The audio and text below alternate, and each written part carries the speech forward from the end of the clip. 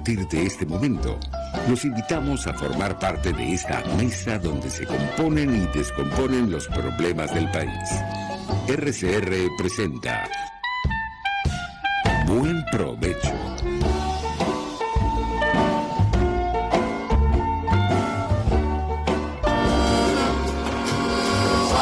La voz de la diáspora en Buen Provecho con el profesor Tomás Vargas.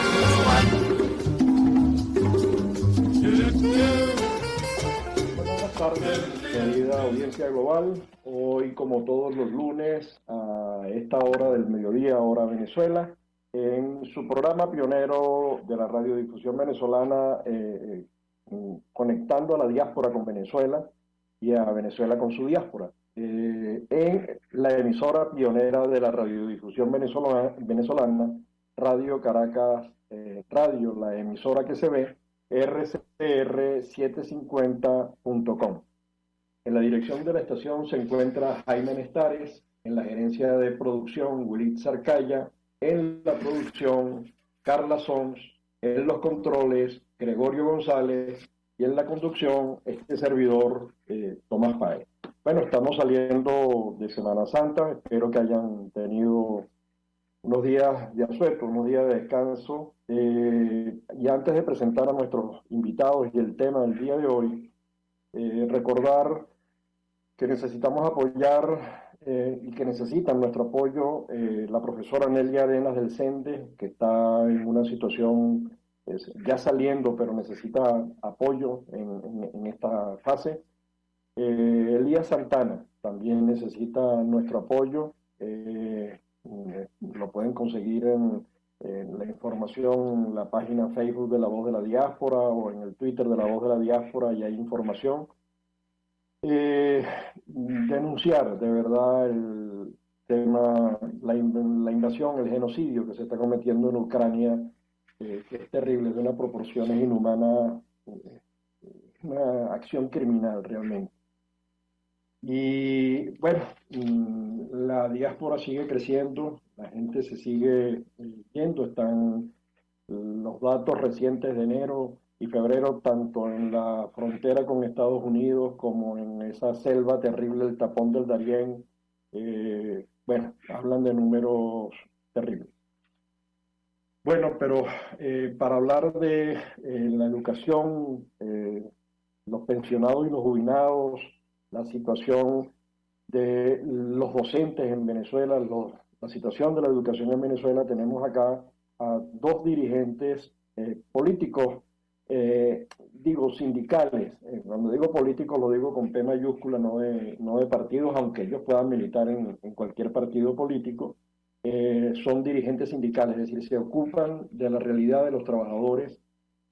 Con nosotros está Raquel Figueroa, ella es directivo sindical de la Federación Nacional de Profesionales de la Docencia del Colegio de Profesores de Venezuela y además coordinadora nacional del Movimiento de Educadores Simón Rodríguez. Hay una anécdota interesante, me enteré en estos días, hablando con un gran amigo que está en Ecuador, hablando de Simón Rodríguez, que se habla de que Simón Rodríguez en Ecuador, cosa que pocos conocíamos, o yo no conocía, tuvo un papel fundamental en lo que es la enseñanza de varias lenguas al mismo tiempo, es decir, esa cosa de respetar las lenguas de los indígenas, de los que nacieron allí, de los que tradicionalmente habían vivido en Ecuador antes de la llegada de los españoles.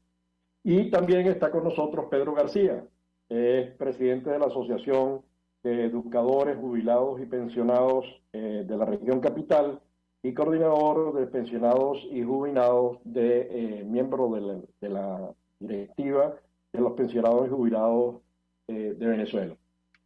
Pero como los pensionados y los jubilados de Venezuela hoy están regados en todo el mundo, porque tenemos no solamente los que están dentro de Venezuela, sino los que están construyendo la nueva geografía, los que están en Colombia, en Perú, en Chile, en Ecuador, en Estados Unidos, en España, y que desde el año 2015 ni siquiera reciben recurso alguno. Primero porque la pensión era una tontería. Estamos hablando de, llegó un momento que bajó hasta $2, $1.50, es decir, no es pobreza extrema, sino extremísima. ¿Qué nos pueden decir? Y primero, gracias por participar en este programa, gracias por su tiempo para conversar sobre estos temas. La semana pasada estuvimos hablando de la comisión encuesta de la OIT, estuvimos hablando con Marcela Máspero, estuvimos hablando con Tello Benítez y con Eric Zuleta, que es presidente de la Federación de Transporte, y nos parece que este es un sector fundamental. El 70% de las migrantes son trabajadores bien formales o informales, y el grueso de la riqueza en Venezuela se produce en las empresas que emplean a ese 80% de los trabajadores, sean formales o informales. El sector público, por muy grande que sea, emplea, no sé, 21 o 22% de esas empresas que ya están destruidas. Raquel y Pedro, no sé quién abre fuego. Raquel, ¿de qué estamos hablando cuando hablamos del mundo de los pensionados, los jubilados? ¿De qué estamos hablando cuando hablamos de salario ese que supuestamente se subió a $32, que nos coloca en el escalón más bajo de Latinoamérica en cuanto a nivel de ingresos? ¿Y qué efectos tiene eso sobre la educación?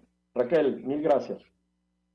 Bueno, en primer lugar, Tomás, gracias por esta invitación de estar acá en este programa que lo escuchamos eventualmente. Y bueno, gracias también a la audiencia que nos está escuchando en este momento.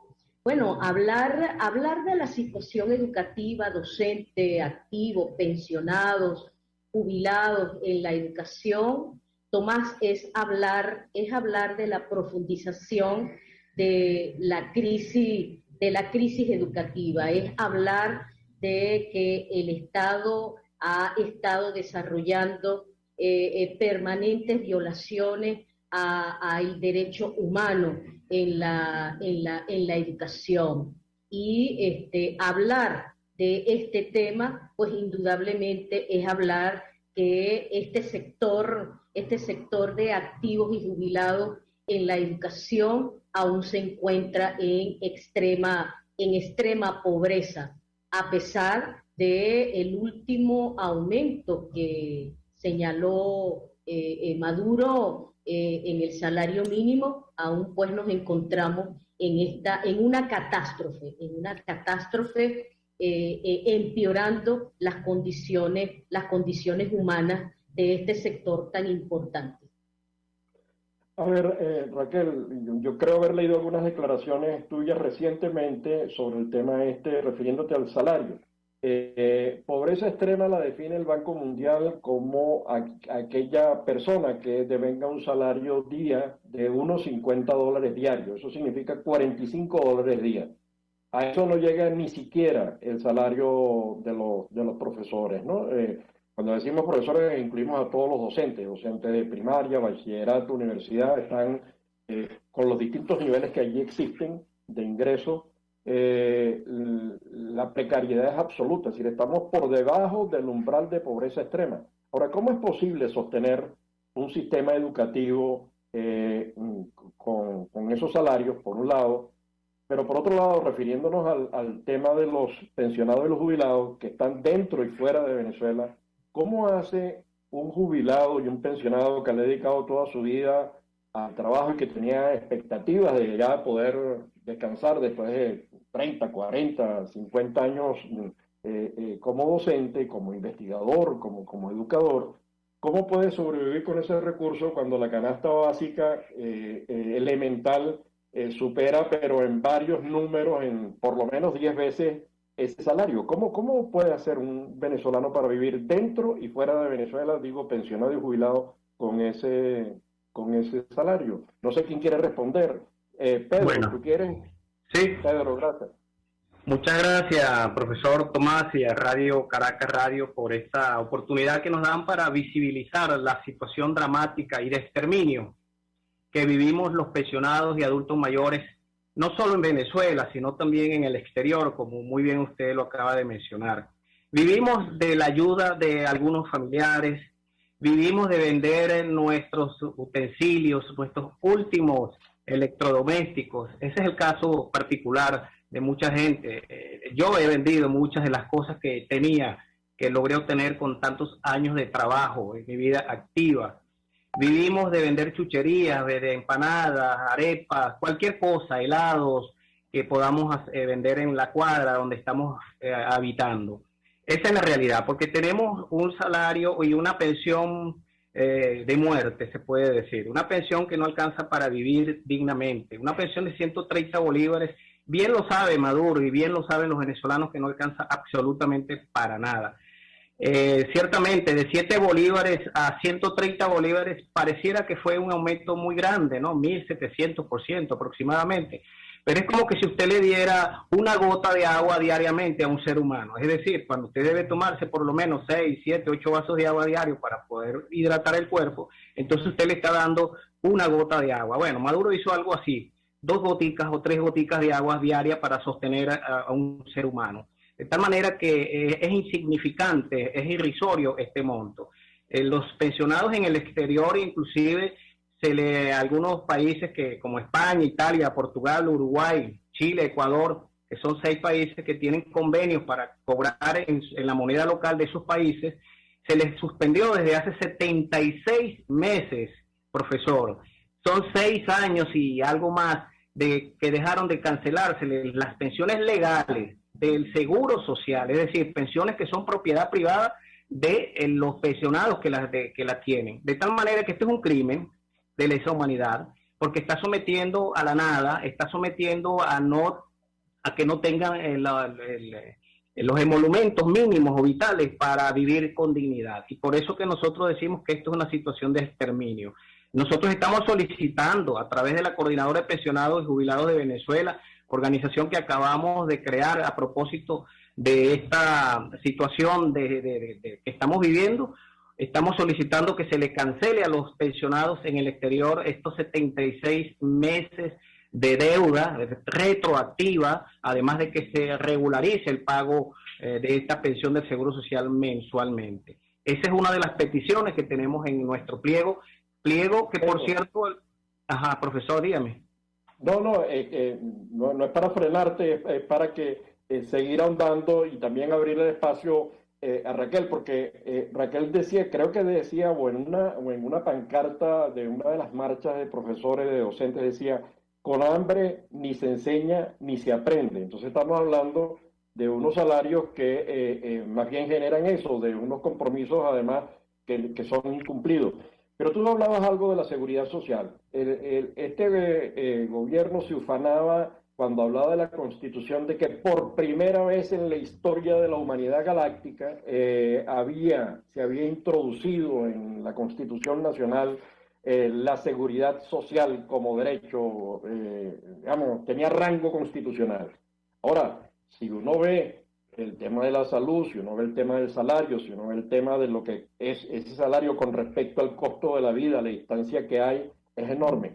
Pero otra reflexión para que sigan, y ustedes se ponen de acuerdo, por favor, quién aporta allí Yo recuerdo que haber fichado 7.000 centros educativos en el año 2007, privados y públicos en todo el país, para ver cuáles de esos centros contaban con centros de computación, cuáles de esos centros educativos contaban con centros de computación o salas de computación. Y al final había estados, creo que Vargas era uno de ellos, si mal no recuerdo, está en todo caso en el libro del Observatorio de la PYME en el año 2005. 2013, el libro. Ese estudio revela que hay estados en los que el nivel de liceos y centros educativos nada más el 2% tenía centros de computación.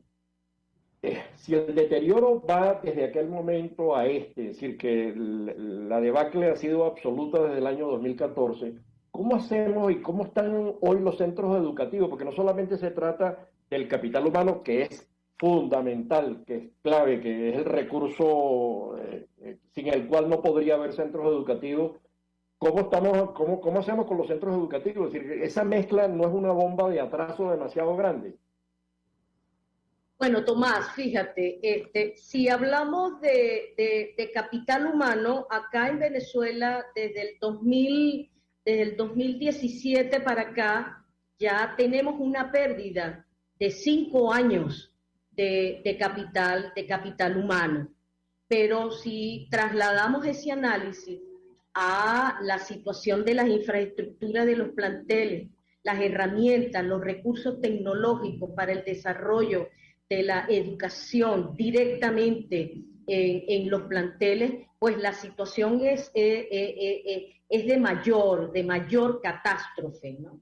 Desde el 2016 hemos venido analizando, observando que ha habido pérdida de infraestructura escolar.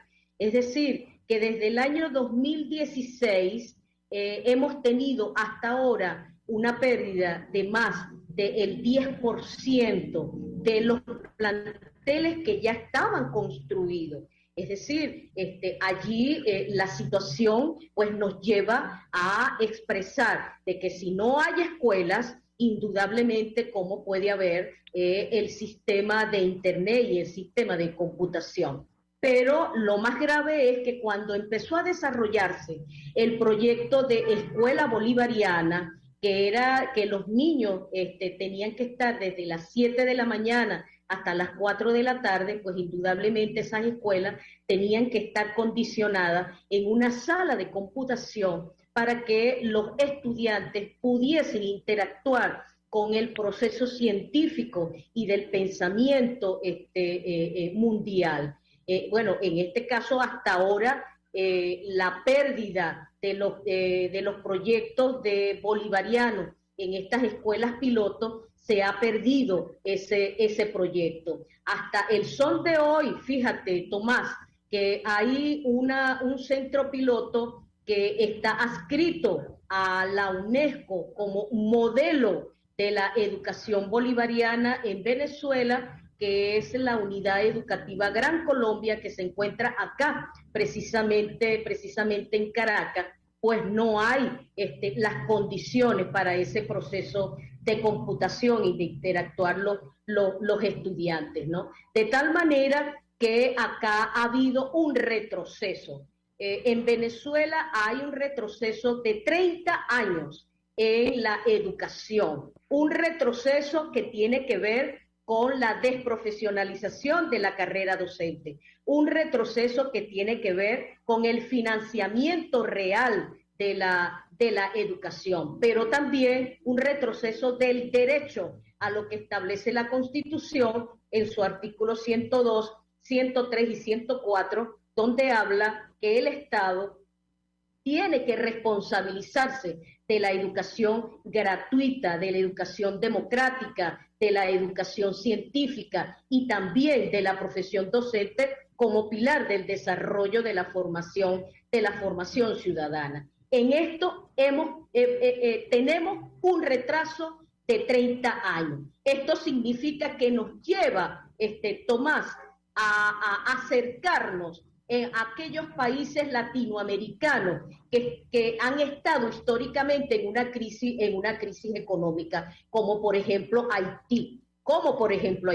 Esto es una situación sumamente grave lo que nosotros estamos viviendo, y por eso es que en Venezuela el sector de los educadores, tanto activos como jubilados, pues el fenómeno de la migración ha sido bárbara. Desde el 2018 para acá, esto ha sido altamente ascendente.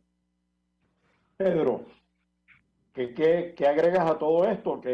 ¿Cuál es, cuando hablamos de datos, el número de pensionados y jubilados que están afectados por toda esta situación, número de personas que están fuera y el número de personas que están dentro, manejan esos datos? ¿Hay una aproximación?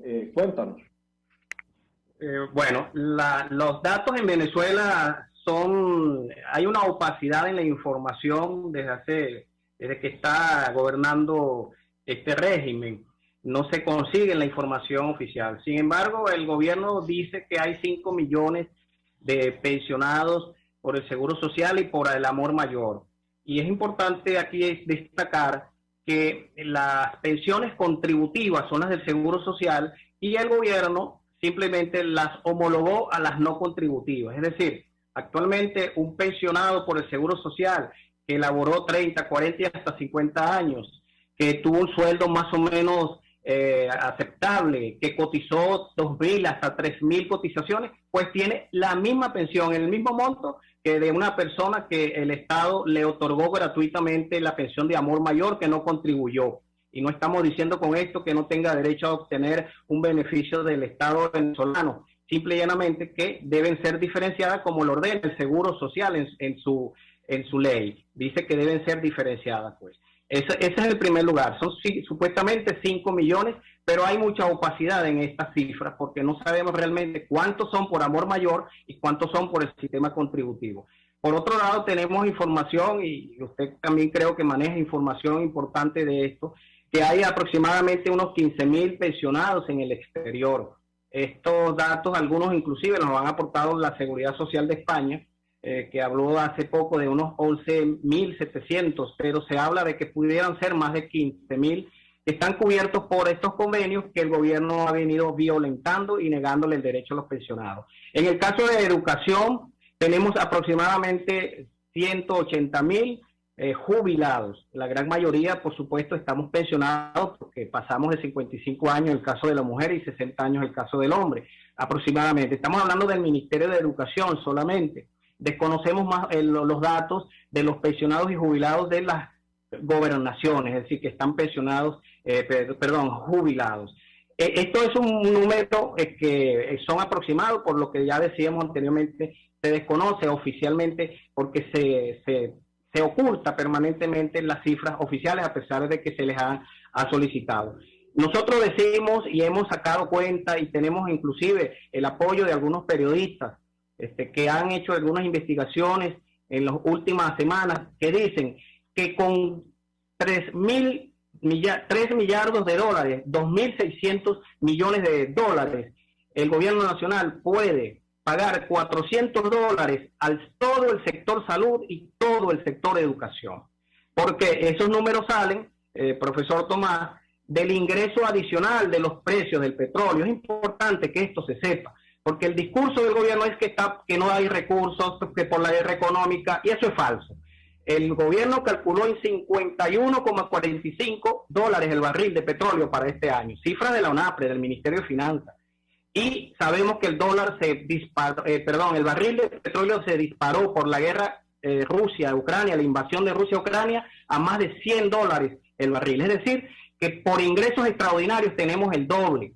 De 14 millardos de dólares que tiene de ingresos este año por petróleo, vamos a tener 28 millardos. Y si sumamos el volumen de petróleo, que son más de 350.000 barriles adicionales, producto de que la Exxon y la Chevron y otras compañías internacionales van a explorar y a sacar más petróleo, estamos hablando de cerca de 21 millardos de dólares. De allí hay suficiente dinero para pagar buenos salarios, buenas pensiones y pagar la deuda social con todos los trabajadores y los pensionados venezolanos.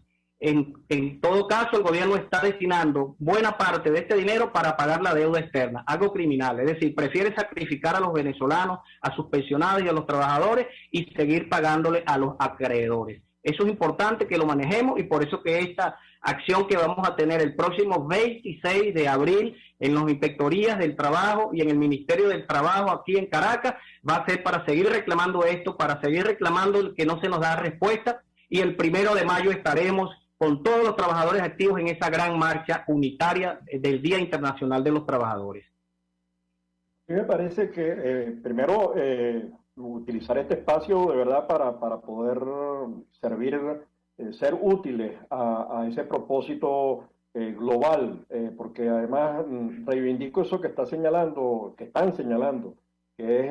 este es un tema que no solamente preocupa a los que están fuera o a los que están dentro, este es un problema que afecta a todos los venezolanos allí donde estén, y eso es fundamental porque se está confeccionando una nueva geografía de Venezuela. Nosotros tenemos hoy más de 7 millones de venezolanos fuera, Eso es lo que era Venezuela en 1960. Ahora, ustedes hablan de 2.600 millones de dólares, las cuentas que han sacado, y están pensando en el ingreso petrolero extra y cómo eso podría utilizarse para, pagar los compromisos que digamos que se los han burlado, pues, ¿no?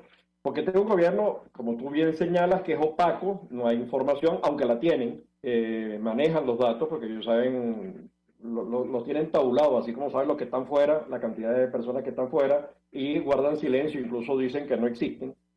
Cuando uno hace la propuesta por el vía incremento del precio del petróleo, incluso una pequeña mejora en la producción, muy lenta, pero bueno, qué bueno que ha mejorado la producción porque la destruyeron toda. Yo pensaba, sacando cuenta, decir, bueno, pero es que eso nada más el señor Rincón, que supuestamente, digamos, de acuerdo a la información de prensa, y el señor Andrade, que fue tesorero de la Nación, eso es más o menos lo que se embolsillaron, es decir, que pidiéndole a esos señores, haciendo una especie de vaca entre quienes robaron la plata, casi se podría pagar ¿no?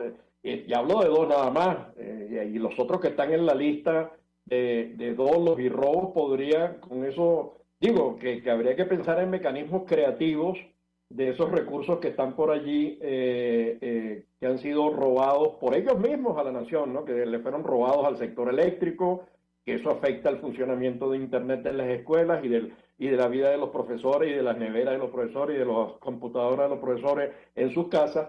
Sí, pareciera que hay que pensar en otras, porque se han espalillado 300.000 millones por la media chiquita, 300.000 millones de dólares. Entonces, bueno, hay que, decirle y además está la Corte Penal Internacional en este momento en Venezuela. Yo creo que estos son datos que tiene que ver la Corte Penal Internacional, cómo no se les paga a los que están fuera, cómo lo que no se les paga a los que están dentro. Entonces, vamos ahorita a un corte, vamos a nuestro corte publicitario y regresamos al segundo segmento. Por favor, conéctense al segundo link. Gracias.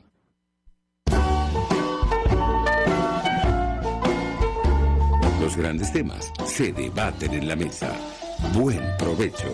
Por RCR 750, la radio que se ve.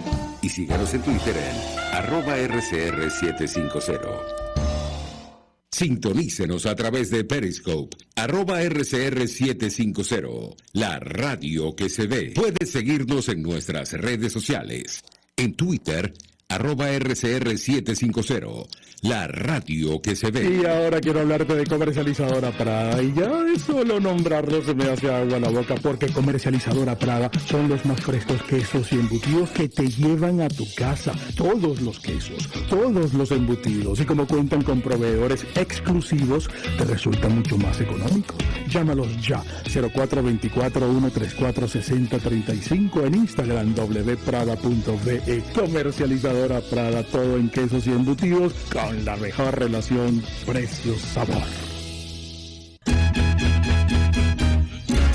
Desde los sectores populares del país se escucha una clara señal. Es el radar de los barrios. Evelyn Martínez y la red de ciudadanos le invitan a identificar amenazas, ubicar soluciones y hacer seguimiento eficiente a las problemáticas de cada sector.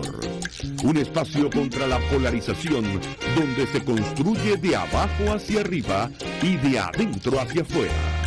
El radar de los barrios, de lunes a viernes, a partir de las 10 de la mañana, solo por RCR 750 AM. Contigo. Que les habla Eduardo Battistini de Primero Justicia.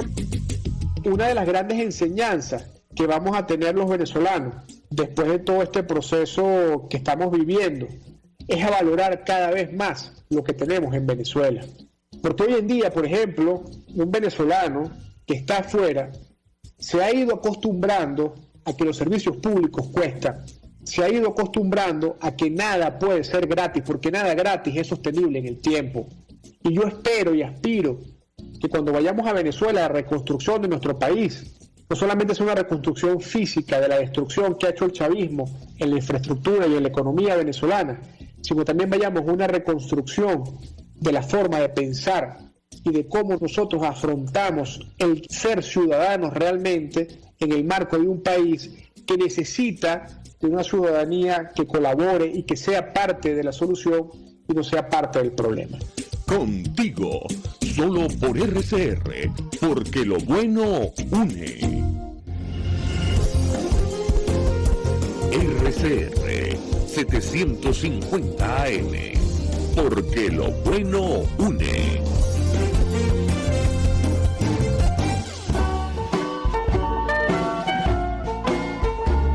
Escuchas Buen Provecho por RCR 750, la radio que se ve.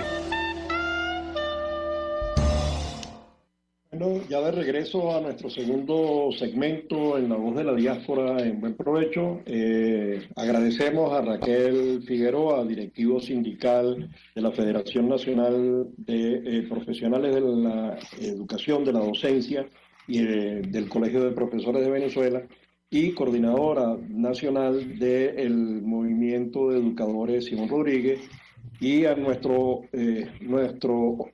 invitado Pedro García, que también es presidente de la Asociación de Educadores Jubilados y Pensionados y coordinador de los pensionados y jubilados, de la Coordinadora de los Pensionados y Jubilados de Venezuela. Habíamos quedado en varias iniciativas que están plasmadas. A mí me parece que es importante insistir en ellas. La movilización, las declaraciones, los documentos que han elaborado. Yo creo que tenemos a mano varias cosas pendientes. Tenemos a la Corte Penal Internacional en Venezuela. Yo creo que esa es una fuente que debe estar informada de cómo se están violando los derechos humanos, cómo se está violando la Constitución a diario. Digamos, no solamente mostrar la Constitución y ver los datos ya habla de esa violación. Pero yo creo que también la comisión impuesta de la OIT, y yo creo que ahí la OIT puede también jugar un papel importante en la denuncia, lo ha hecho, pero en la validación, en la levantar la data que significa y además recogerlo para la historia. Estos datos son terribles. Cuando uno ve lo que Venezuela, el venezolano promedio devengaba a principios del siglo pasado, y uno ve la curva creciente y que colocó a Venezuela en los mayores niveles de ingreso de Latinoamérica per cápita y por encima de muchos países europeos, y ver caerlo ahorita.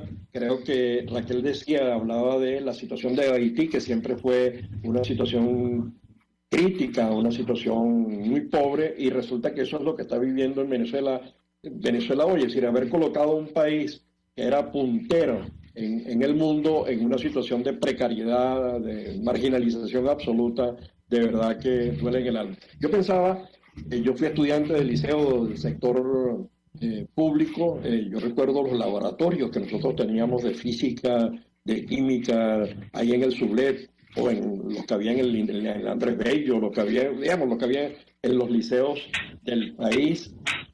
Cuando constata esto, dice, bueno, uno sale horrorizado. Dos cositas, para además de que hablen de los eventos que tienen planteado, cómo va la cosa, qué están pensando hacer, es global también, se está incorporando las asociaciones en el exterior, etcétera, etcétera. Hay un tema que hemos dejado por fuera, que es la ideología. El gobierno o el régimen venezolano ha creado sus propias universidades, por ejemplo, ¿no? Y su propio sistema educativo, y además en el canal de televisión aprovechó para crear su propio esquema de formación. Pero está engañando a los jóvenes, está frustrando a los jóvenes, le está dando una cosa que después no va a ser útil. Por ejemplo, la Universidad Bolivariana con el tema de la medicina, esos muchachos que quieren estudiar medicina, que hay que darles las herramientas, pero hay que darles las herramientas en serio, no engañarlos diciéndole cuando no han visto ni siquiera un cadáver y lo han analizado como hacen en la Universidad Central de Venezuela, en la ULA, en Carabobo, en el Zulia, etcétera, etcétera. Nosotros tenemos una batería de universidades muy potentes en esa área de la que es posible aprender. Pero bueno, dicho esto, por favor, díganos lo que piensan hacer, lo que están haciendo, las nuevas tendencias que están viendo en estos temas de la ideología, la estructura, la infraestructura, etcétera. Raquel, por favor. Sí, cómo no, Tomás. Decía Luis Beltrán Prieto. Espera, Raquel, Pedro, pincha apaga el sonido. Ajá, ok, gracias. Okay. Sí, Tomás, decía que Luis Beltrán Prieto Figueroa expresó cuando una nación vivía en un sistema democrático, su educación era democrática. Cuando el sistema político era fascista, pues su educación era sobre la visión del control del ciudadano. Pues indudablemente esas frases que expresó Luis Beltrán Prieto Figueroa, pues es lo que estamos viviendo en Venezuela. Dependiendo del sistema que se está señalando acá en nuestro país, pues la educación es un sistema de control. Y es un sistema de control, pues precisamente porque la política va hacia mantener una visión no del ciudadano, no de la democracia, no del desarrollo, no de la pluralidad, sino precisamente para el desarrollo y el control de aquellos que quieren someter a una nación precisamente para apoderarse de la humanidad, para apoderarse de la sociedad y para apoderarse de todas las herramientas políticas y sociales presentes. Eso es lo que nosotros estamos viviendo acá, y bueno, prueba de ello son los cambios de las normativas legales que se han estado estableciendo. Últimamente, pues, esta asamblea que se colocó hace poco, esta Asamblea Nacional, discutiendo pues una ley de universidades que elimina su autonomía y elimina la academia. Pero así también la ley de estudiantil, ¿no?, que hace pues que los estudiantes tengan, o no los estudiantes, sino que a través del Estado controlador pueda controlar a través de las normativas legales también la vida de los estudiantes. Pero también estamos esperando que se discuta la ley del ejercicio de la profesión docente, donde eliminan la totalidad de la autonomía de cátedra a los docentes para que sea, en este caso, el propio Ministerio de Educación que controle cuáles son los contenidos que se van a desarrollar. Pero antes de eso, Tomás, ya estamos viviendo las modificaciones. Después que se dio la reforma de la Ley Orgánica de Educación, ahora en el 2009, pues vemos cómo esa ley ha sido un instrumento para acabar con el sistema educativo democrático. Al acabar con el sistema educativo democrático, estamos acabando con una visión científica, estamos acabando con una visión plural, popular, democrática de la educación. Esto está ascendiendo, Tomás, esto está ascendiendo, y por eso es que nos estamos preparando para exigir el restablecimiento del sistema educativo en Venezuela, porque también en esa medida hay también el restablecimiento de los derechos humanos de los docentes activos y de los docentes jubilados en Venezuela y fuera de Venezuela. Oye, la verdad que, Raquel, cuando tú liquidas la autonomía, cuando liquidas la libertad de cátedra, estás eliminando el conocimiento, estás convirtiendo en una escuela de formación de cuadros, es decir, estás convirtiendo la educación venezolana en la cubana. Desaparece el conocimiento, desaparece la ciencia, y por eso esos países son al final los más atrasados en el plano tecnológico. Pero Pedro, díganos usted, insistiendo sobre estos temas de la ideología, pero también de la preparación de las fechas, las movilizaciones, por un lado, y abro una segunda pregunta que después vamos también a plantearle a Raquel, que es ¿cómo hacemos para utilizar ese enorme capital que está fuera de Venezuela, que sumado al inmenso capital que está dentro del país, podamos juntos reconstruir el país? ¿Se ha pensado en eso? ¿Hay esquemas para utilizarlo? ¿Podemos pensar en crear grandes redes globales para utilizar ese capital humano? Pero eso después de la primera parte, cuando me digas cuáles son los programas que tienen planteados en los próximos días frente a la Corte Penal, etcétera, etcétera, las movilizaciones. Por favor, Pedro. Sí, cómo no, profesor Tomás. Bueno, quería también aprovechar para ahondar un poquito sobre lo que hablaba de la ideología y de los planes del gobierno en materia educativa. Este es un gobierno que simplemente se somete pues a los designios de dos potencias mundiales como China y Rusia.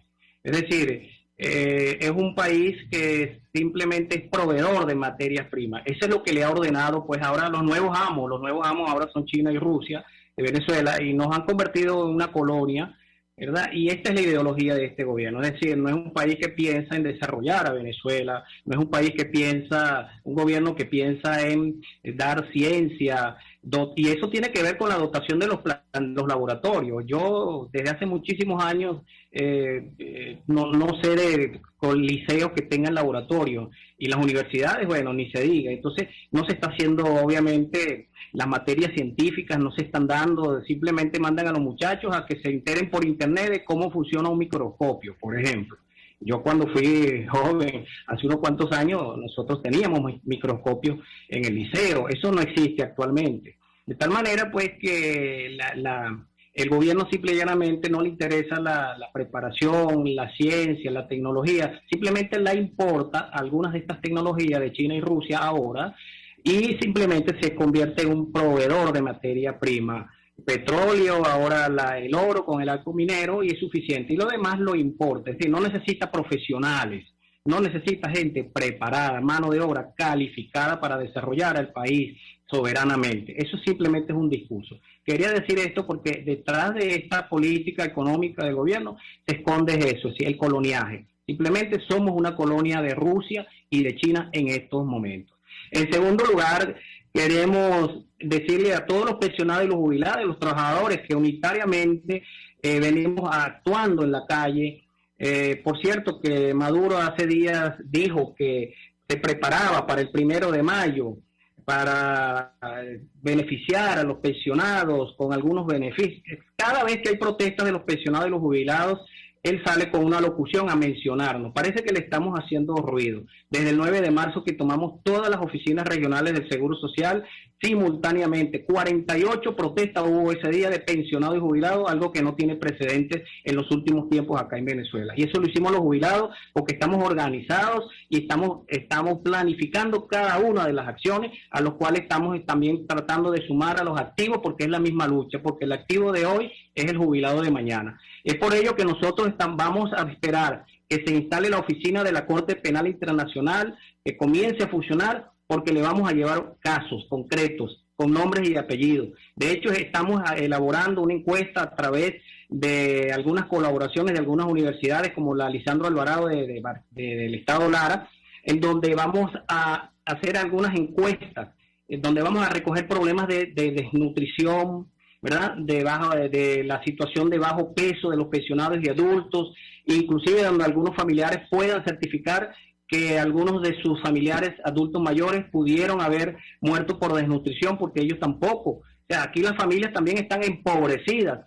Entonces no se les puede echar la culpa a las familias de que, por ejemplo, un adulto mayor esté desnutrido o haya muerto por inanición, porque es que toda la familia está empobrecida. De tal manera que si tenemos un salario, una pensión de 130 bolívares, quién puede sobrevivir con $30 mensuales. Eso va a ser una acción que vamos a llevar a la Corte Penal Internacional por exterminio, porque se está haciendo a conciencia, porque el gobierno sabe que con 130 bolívares es imposible comprar medicinas, es imposible cubrir la alimentación y mucho menos pues la recreación, que también es un derecho.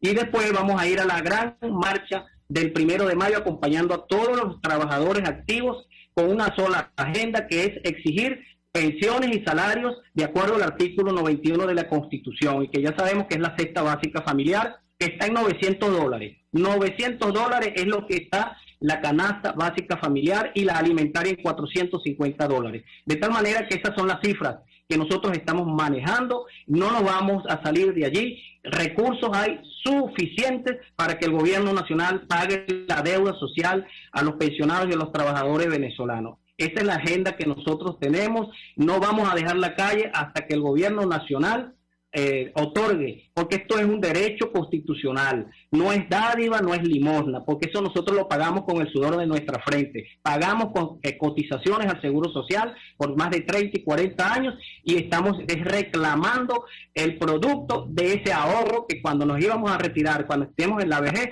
íbamos supuestamente a gozar de una vida digna, cosa que el gobierno ha destruido totalmente. Así como destruyó el salario, también destruyó las prestaciones sociales y las pensiones. Bueno, destruyó la empresa, destruyó el ambiente, destruyó la industria petrolera, que era cosa que era más o menos impensable, ha destruido todo. Pregunta, tenemos allí a 7 millones de venezolanos fuera, que sumados a los 20 y tantos que quedan dentro del país, formamos una nación global, una nueva geografía en la que hay 2 millones y pico de venezolanos en Colombia, 1 millón y pico en Perú, otro tanto, unos centenares de miles en cada uno de los países.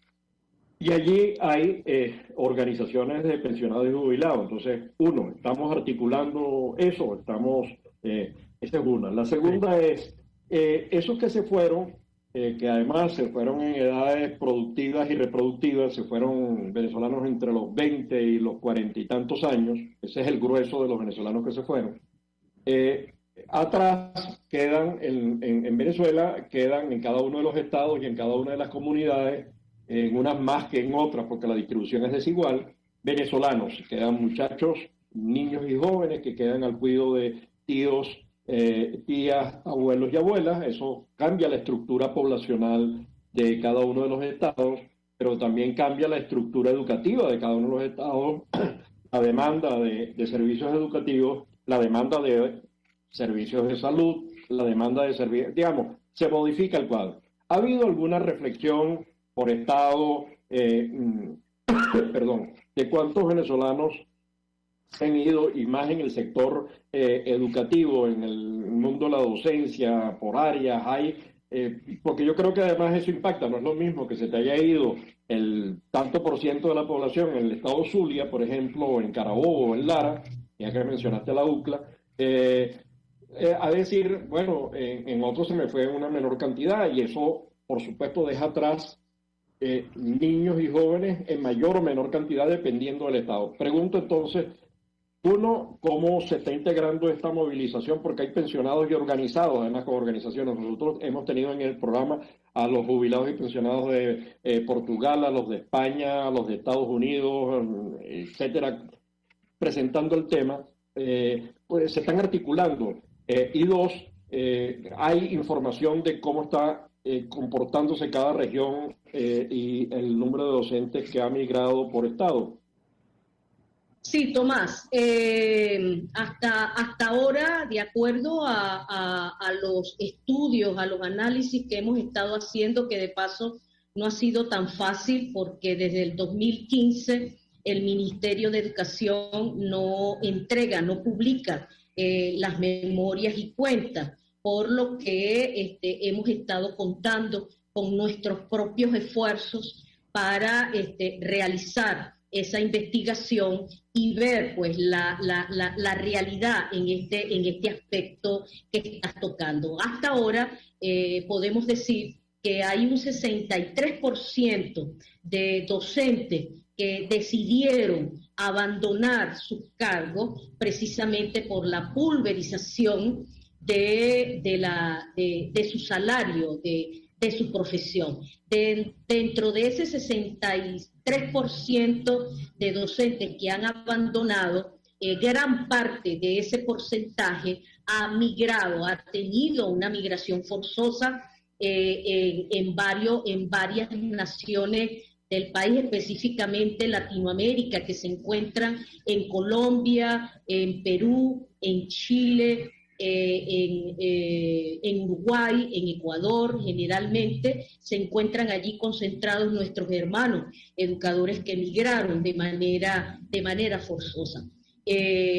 Pero la realidad de los que quedan acá en Venezuela, pues los docentes tienen que realizar otras actividades para poder subsistir conjuntamente con su familia. Hay docentes que renunciaron a sus cargos porque el trabajo de vigilante le da un porcentaje un poco mayor para poder subsistir. Y otros han estado en la buhonería.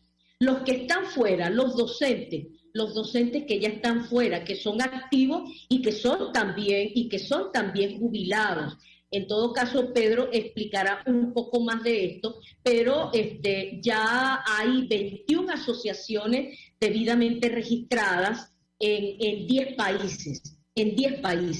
Y existe una red de asociaciones de pensionados y jubilados de Venezuela residentes en el exterior, que no tenemos calculado en este momento si en esa red de asociaciones de pensionados y jubilados cuántos docentes activos y jubilados se encuentran en ella. Pero la relación que estamos haciendo en este momento con la coordinación de jubilados y pensionados de Venezuela nos está dando esa oportunidad de tener una relación con ellos, y estamos precisamente haciendo ese estudio, porque creo que es importante la articulación de los venezolanos en todo el país para poder expresar no solamente nuestra exigencia, sino también trabajar por el restablecimiento de los derechos sociales, de los derechos económicos y de los derechos políticos que nos encontramos acá en Venezuela.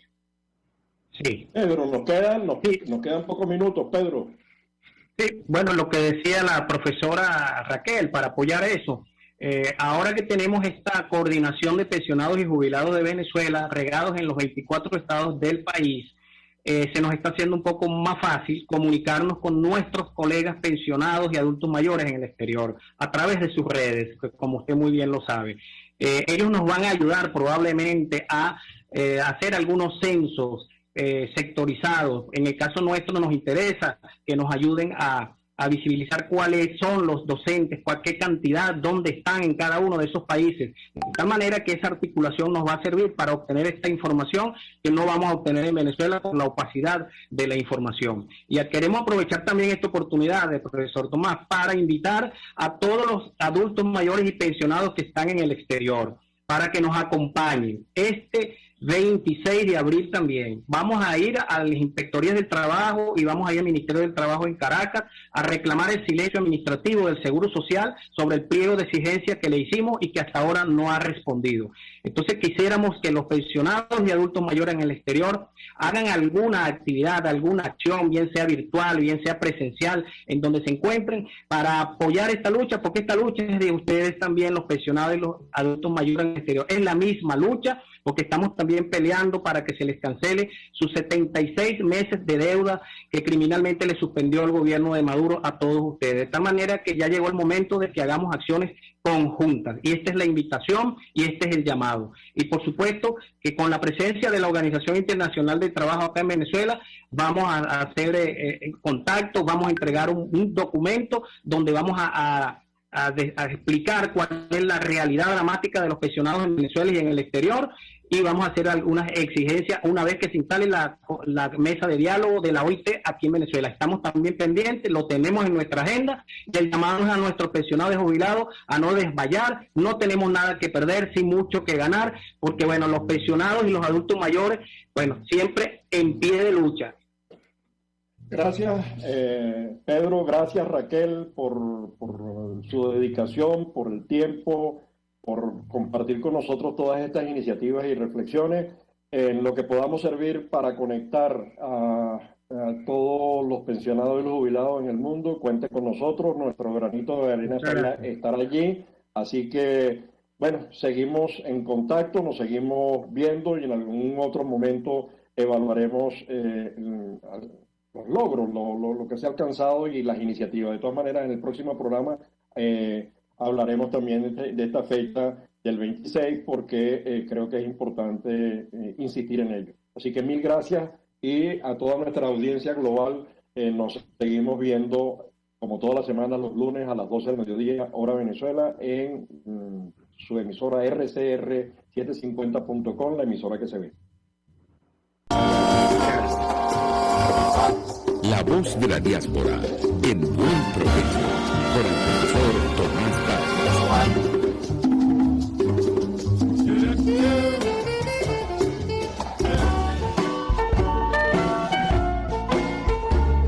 RCR presentó Buen Provecho. Síganos en Twitter como @RCR750, la radio que se ve. RCR presentó Buen Provecho, una producción nacional independiente con certificado número 22.388 para dar cumplimiento al artículo 14 de la Ley de Respeto